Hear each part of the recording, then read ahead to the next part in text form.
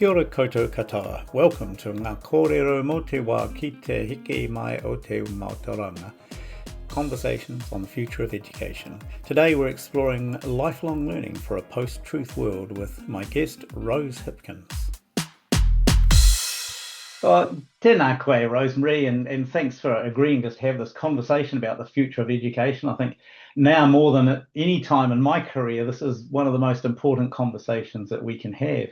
But as we start off, as I've done with other people on this podcast, I wonder if you'd just like to introduce yourself and the journey that's taken you to where you are as an educator so that we can see how this fits with what we're going to talk about today. Oh, kia ora, Derek.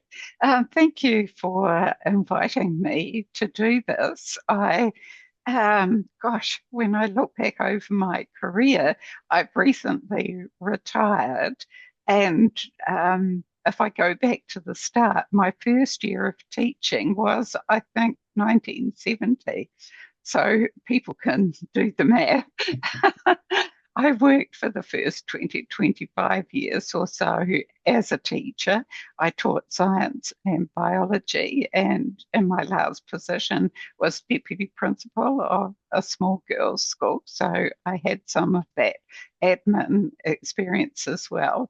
And then I went into teacher education for 5 or 6 years. I worked at Wellington College of Education just as it was on the cusp of transitioning to being part of the university. Okay. And I wasn't keen on doing that. So I moved on to my third career. And I should say that being a teacher educator is a career quite different from being a teacher. I found myself at the bottom of a very steep learning curve when I went from teaching young people to teaching young adults. And then my third career was as a researcher at NZCER, where I started in 2001 and from whence I retired in the winter last year. So a long time for learning. And when I look back on that naive young teacher, my goodness, I've learned a lot over the years. Yes. Well, so that background is an extraordinary sort of depth of and breadth of experience to bring to here. And so as I invited you to participate today, it was really because I've been reading with great interest your book here, Lifelong Learning Post-Truth World. And I guess writing a book's a big undertaking. What was it that kind of led you to want to write a book, particularly on this topic? Yes, it is a huge undertaking, and that one took 3 years. Partly because I didn't do any of it in work time while I was still working, and retiring gave me the opportunity to focus more or less full time on it and get it finished. But the thing that several things prompted it. After my last book was published, that was called Teaching for Complex Systems Thinking. And I read a comment, someone had recommended it on Facebook, and I read a comment from another teacher that said, "Oh, that's too pointy-headed for me." And yes, I chuckled too. But then I thought about the world that our teachers are bringing kids into now and how very different it is from the world that I entered as a young teacher, and thought about all the things that younger teachers need to learn, not as accidentally as I learned them. So that was one genesis. And two other things happened about the same time. I did a keynote address at PPTA conference in 2023, and I thought that would be my swan song, actually. And the theme of that conference was around telling stories, and I looked at the other keynote speakers and knew that some of them were invited for their rich life stories to help teachers think about the conditions for young people now. So I called my talk Confessions of a Lifelong Learner. And several people who were in the audience, noticeably, noteworthily, Pasi Sahlberg, who was there to talk about screen time for kids in there, time on digital, as I recall, but also well-beings, who you Oh, yeah. probably know tells very rich life stories himself and is an advocate for the kids who perhaps we might call square pegs and round holes at school. Both of them encouraged me to formalize this in some way. And that laid the seeds of thinking about turning it into a book. And that was at Easter in 2023. And a couple of months later, I had the interesting experience of being the subject of a disinformation piece, which described me, twisted some things from my book on complex systems thinking to describe me as some sort of a mad spiritualist. And it's an interesting experience, actually, to see something that's blatantly and obviously untrue written about you. And all those things kind of gestated together to create the genesis of the book. But having that plan and bringing it to fruition is for sure easier said than done.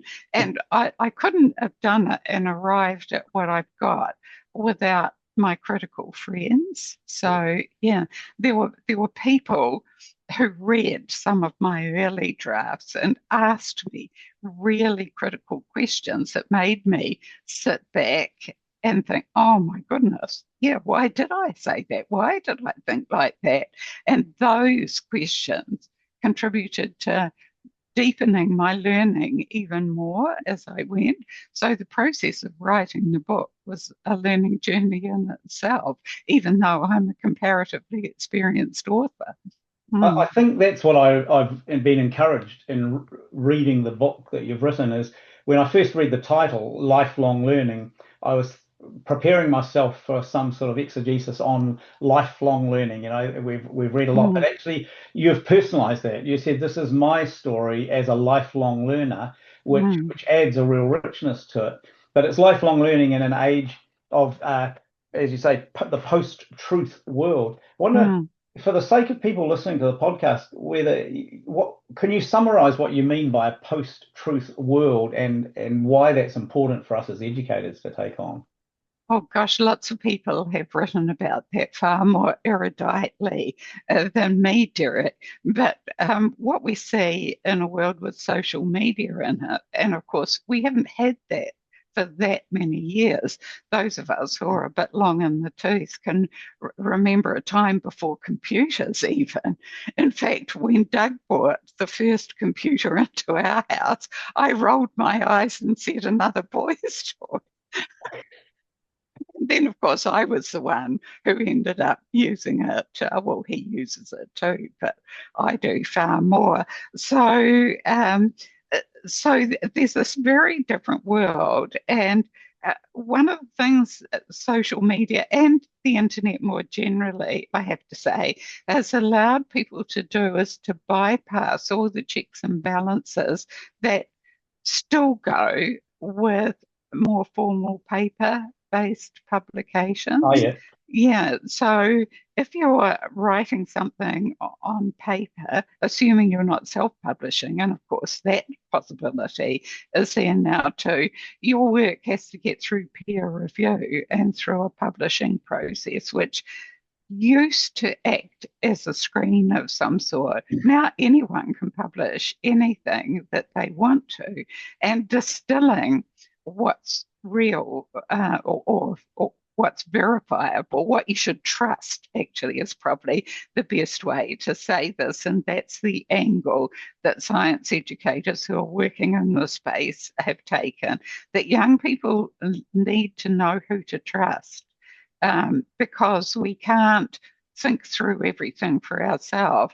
And when we look at what's happened with things like, say, the COVID pandemic, where people deliberately created disinformation to persuade people to draw them into rabbit holes, to persuade them to buy things. People, charlatans, really, who are out to make a buck for themselves. So there's that sort of disinformation which is created blatantly untrue and for a purpose by the creator that's of a benefit to them. But there's also misinformation because people in good faith can spread things that they believe to be true, but which actually aren't. They're quite easily convinced. Their motives aren't venal, like the first group I was talking about, but they're still wrong. And those things can spread like wildfire too. And then there's malinformation, where people deliberately spread something untrue about somebody for their own purposes. And I guess the piece that was written about me, I've called it disinformation, but is it disinformation or malinformation? We could debate that, but it's an esoteric point. And then, of course, even more recently, and since I've finished writing, we've had this thing called doxing. Yeah. Which you could probably describe better than me, but yeah, it's an evolving field itself and shifting sand. And you mentioned, at the beginning of this, the role of technology in all of this, and I was listening to an interesting interview yesterday, actually, on Radio New Zealand with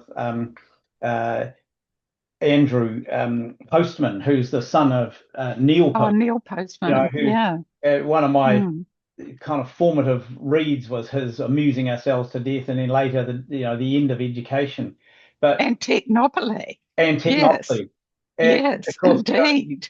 Famously, he talked about how technology doesn't just change something; it changes everything, and we're in that area. So we've got the information on the one hand, which maybe truth, may not be, but then we've actually got these technology platforms which by their design are intended to capture us and take us down rabbit holes and to keep us looking at the lines of inquiry that might just satisfy our own interests. So that complexity that you talk about in the book becomes really important. And I guess where I was going with that was, in your book you talk about binary thinking, and it reminded me that it wasn't that many years ago when we saw the introduction of phones and tablets and things that were providing incredible access to information and opportunities to engage with information and with each other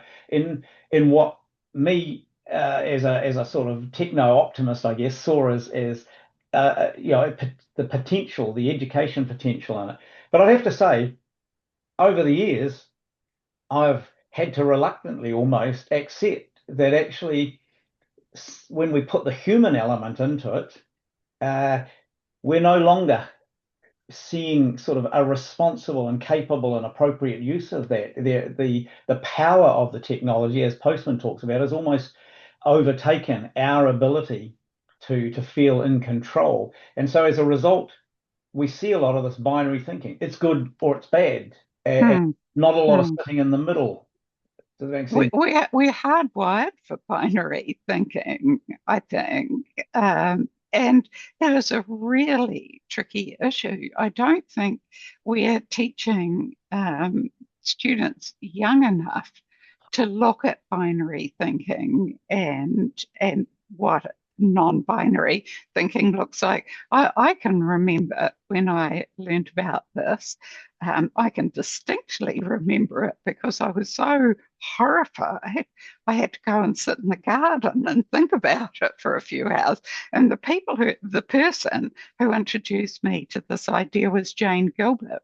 Oh, yeah. And I was doing my master's in education, and she was teaching a science education course that I did as part of that master's. So, goodness me, I must have been in my late 40s or maybe 50. And I found out because I was doing postgraduate study. Well, A, not everybody has the opportunity to do postgraduate study, and B, that's far too late You know, in the world that we're living in now.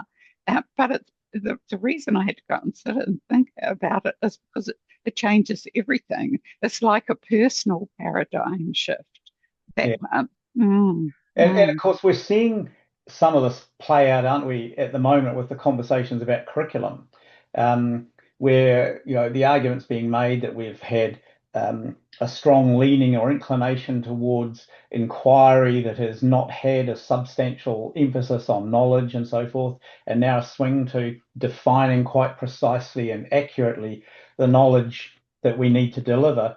And I was interested in your book. I've got it here because it really stood out to me and underlined, where you say it's perfectly possible to design an engaging curriculum that weaves important content knowledge and selected competencies or capabilities into a rich tapestry. I was encouraged by that because I think Yeah, yeah. fundamentally I believe that, but that's not the messaging that we're hearing a lot at the moment. No, it's not. And that particular binary, that either you can have knowledge or you can have, well, at worst, people say skills. Sometimes they actually say competencies or capabilities, and they never differentiate between those two. I have in the past written about that. Well, we've done all sorts of that weaving work, and some of it, when the 2007 curriculum came out, subsequent to that, some of it was paid for by the Ministry of Education. Big project I co-led with Bronwyn Cowie from the University of Waikato, who incidentally was my steadfast critical friend right through this book. But we worked with teachers who got that, who understood that you can perfectly well put those two things together, but it wasn't the norm and didn't become the norm. My colleague Sue McDowell uh, did a review of how the key competencies had been understood and received. Oh, maybe 5 or 6 years ago now, I can't remember exactly. Um, and she found that most people still were not understanding that they weren't designed to be taught as standalone things instead of, but woven together with curriculum content, shall we say, to So create knowledge. some Mm, people argue there that one of the reasons competencies sort of lose their momentum in schools is because they're not assessed, our yeah. assessment system, while others would argue that, they are, as you say, complex things, and it's easier to just teach the facts, the knowledge component. So, well, I'm interested to hear what you think about that or those arguments. Yeah, oh gosh, that's another whole complex area. And of course, I've argued right from the start that right from their start, which was in the year 2000, I think, that the achievement standards could perfectly well reflect that complexity if you had the right mix of people in the room writing them. And I don't think that we always have had. I don't want that to be heard as a criticism of the teachers who are seconded to work on them, because their practical knowledge and curriculum knowledge is critically important to that process. But there's another level of understanding that needs to be woven into that that's not always there. Um, just to give you a concrete example of that, and this is a bit of a side tangent to what we're talking about, but a few years ago, one of my colleagues, Janet Lee, no longer at NZCER, and I were invited to do some work for the ministry around universal design for learning and how that was reflected in its potential to be reflected in the achievement standards, and specifically to actually open up opportunities for students with special learning needs. I think that was how the mix went. I might have that the wrong way round, because I know the people in NZQA we were working with were the special needs people. But one of the things we did, and this is the piece I want to mention, is we looked at the new, some of the new level one science standards to see whether and how UDL principles were reflected in there. But we were very aware that the people who wrote those standards had a half-day workshop on UDL, and it's a complex and subtle theory. And this is not a criticism of those teachers, because half a day is not enough. No. And especially without ongoing support. So completely predictably, probably, they said students need different opportunities to show what they know. We'll have to have them do a report of some sort.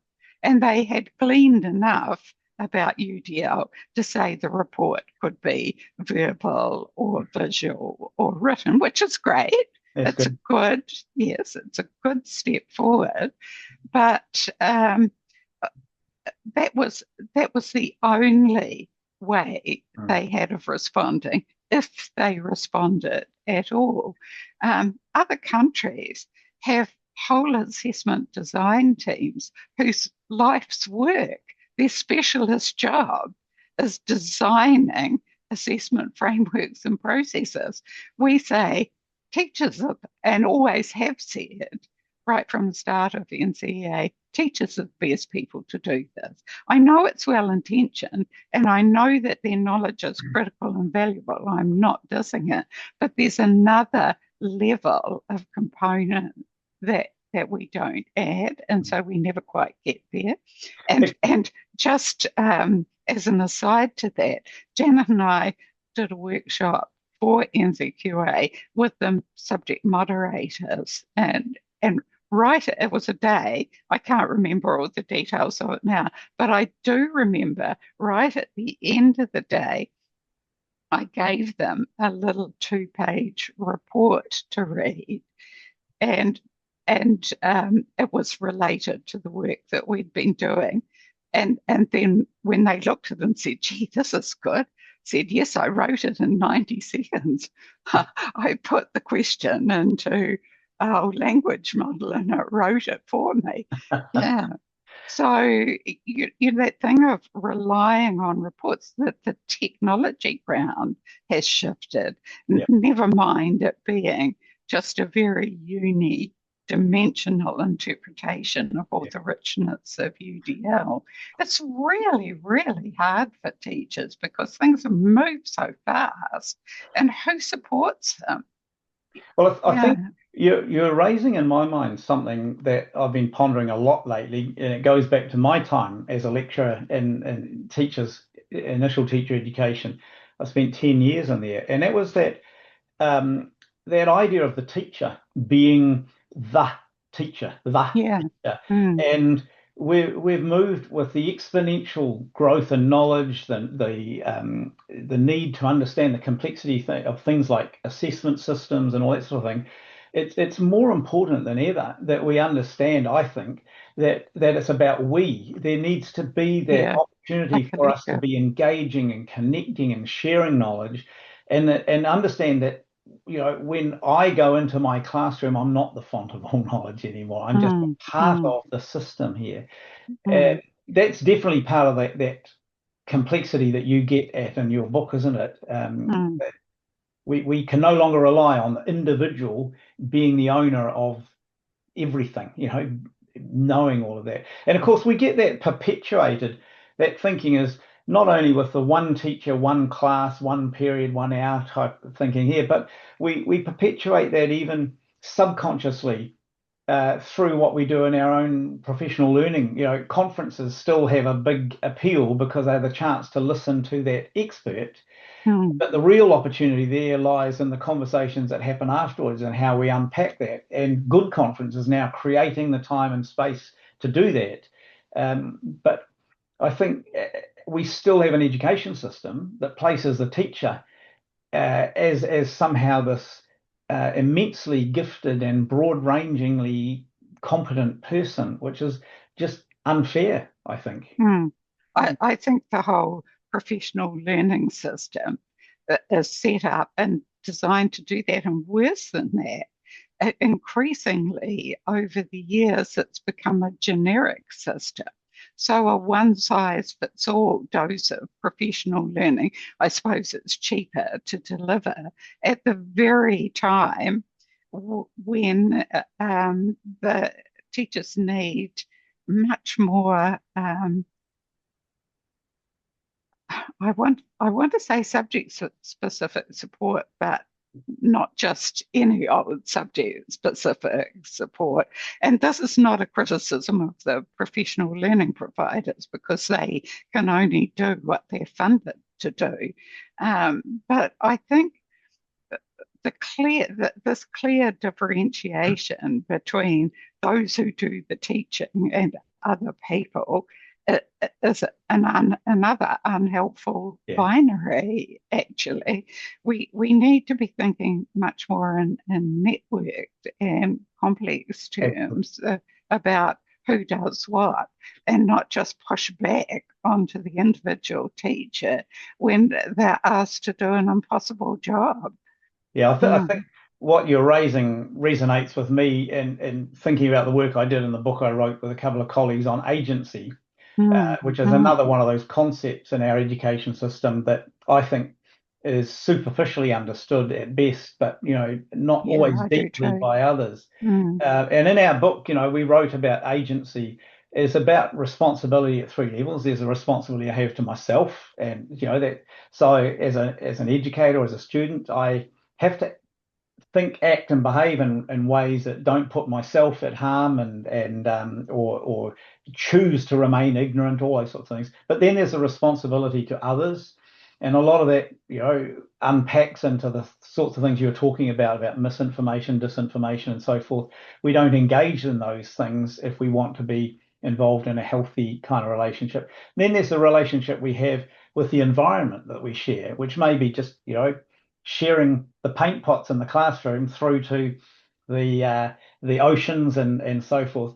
And I think as a science teacher, you'd be interested. I was reading just this week, in fact, I've blogged about it, the paper that came out from the OECD called Agency and the Anthropocene, which was informing their 2025, their PISA 2025 science framework, I believe.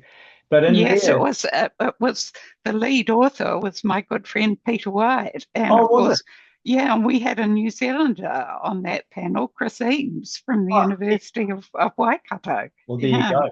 Mm, Because mm, I was really mm, interested when I read through that they had the interpretation or the explanation of agency represented in that paper just so much aligns with what we had in that book. And yet right now it's another one of those binaries, it seems, that you mentioned, the one size fits all mm, versus that mm. creating the conditions where we have the capacity and the ability to exercise agentically our own kind of way of working things out, not only individually but together, right? It's a good example of how these system challenges are fractally organized, isn't it? It is. Because the challenge at the level of the individual, of the school environment, of the community, of the whole system, the dynamics of the challenges are essentially the same at all levels of the system. But agency is an issue at all those levels, and we Yeah. have to tackle it at all those levels. It, Yeah. it, Again, we can't just push it back onto the teacher and say you should be more attentive because if the system doesn't allow them to, how can they? and, Mm, and of course, in the mm, fractal thinking, same applies to the kids. We can't say kids totally. act more Yeah. agentically if our system Yeah. doesn't enable that. So Yeah. Totally. I mean, Mm, I'm just conscious we've been talking for a little while and we could go on for ages, but I wonder whether wrapping up, Rose, thinking about all the things we've discussed, and the topic of this podcast is, just conversations on the future of education. mm. What I mean, you've always struck me as a hopeful person. You know, you've got a hopeful view of where we're heading. I just wonder whether where's your personal thinking about what the future of education might be? What would be the characteristics? Gosh, I haven't deeply pondered that question, Derek. So you've posed me a zinger. I do try to be a Pollyanna. Um, would like to see a system that honors all different types of learning opportunities, that removes unhelpful binaries, particularly academic vocational, a binary that's absolutely baked into our traditional system, that recognizes that learning is a lifelong thing. So opportunities for teachers for their professional learning are honoured in a way that I think are only paid lip service to Mm. at the moment, and they're supported to develop personally in the same way that we would like to see our young people. You know, sauce for the goose is sauce for the gander. Yes. Anything we say we need for our young people, we need for all of us, actually, so that if we say we want lifelong learning, we don't just pay that lip service. It requires a radical reorganisation of the whole system, really. Mm. We've got the tools to do that, but what that would look like is not something I've given deep thought to. I'm sure there are smart people who would answer the question better than me. Hmm. Oh, look, thanks for that, Ro. That's a very encouraging response from my perspective, and one that I'm Hmm. sure people listening will be able to take away and think about their role, you know, because it's one of those things, Hmm. each of us has a role. It's not about waiting for them to do something, it's about us taking that personal Yeah. responsibility. Yeah, and whatever it is, it will be networked and it will be complex. And so people have to be aware of those dynamics. I think, well, I would say this, of course, because I just wrote a book about it a few years ago, but we've been neglecting complexity dynamics for far too long. Yeah. We need to be much more purposeful in making them work for us. But Mm. that's a whole nother conversation and piece of It is. work. Well, look, Rosemary, Yeah. thank you so much for the Mm. time here and helping make sense of what others might see as pointy-headed conversations. It's been a delight, and I look forward to further conversations with you. So for now, Thank you for Diana. thank you for the opportunity, Derek. Nami. Yeah.